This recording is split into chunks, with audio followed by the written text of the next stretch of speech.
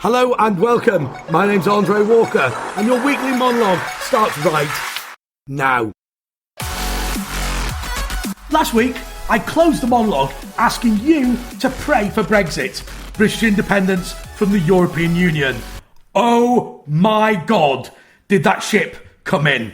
Over 70 million British people, or 52% of those voting, said FU EU. They said no to this undemocratic, monolithic, socialist superstate. Brits are sick of the superstate that meddled in their lives and taxed them without democratic representation. It passed laws to tell us our cucumbers needed to be firm, regulated the shape of bananas, and banned Bombay duck. Bombay duck? Yeah, you know what that is, right? Oh, okay. Well, it's a frankly disgusting dried fish that is called Bombay duck because duck is the word for male in Hindi. This food smells so bad, it's similar to the smell of the overnight mail train to Bombay. But don't be put off. After all, it was King George V's favourite food. But in 1997, the EU, or EU as I prefer to call it, made it illegal. Yes, that's right, illegal. Now you imagine, King George were alive today, he's riding around London with 4 Windsor Greys pulling the Imperial State carriage, and he gets stopped for a missing brake light.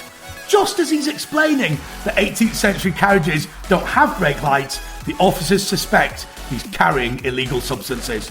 After all, he's got a beard and still lives with his mum despite being married. But he ain't got no blow.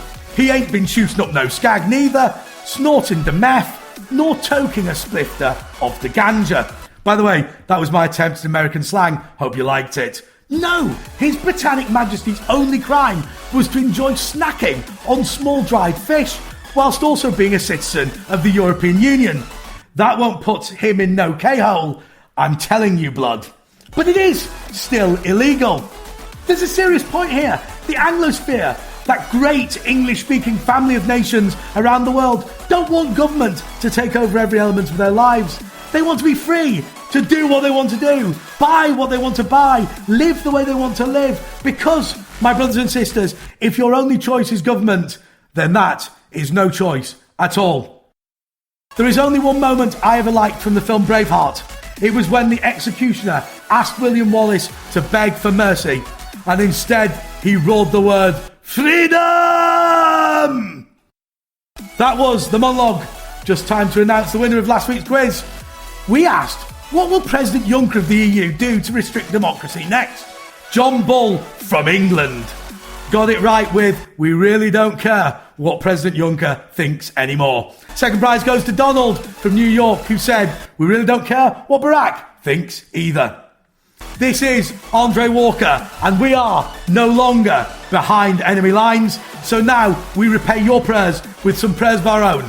We pray for America's freedom tonight, for your right to the Second Amendment, for your right to freedom of speech, and for your right to live your lives without government interference. You prayed for us, we pray for you. Until you are free like us, goodbye. Check out Andre's column at townhall.com. Check him out on Twitter at AndreJPWalker. And read Andre's work here, Behind Enemy Lines. Now back to the show.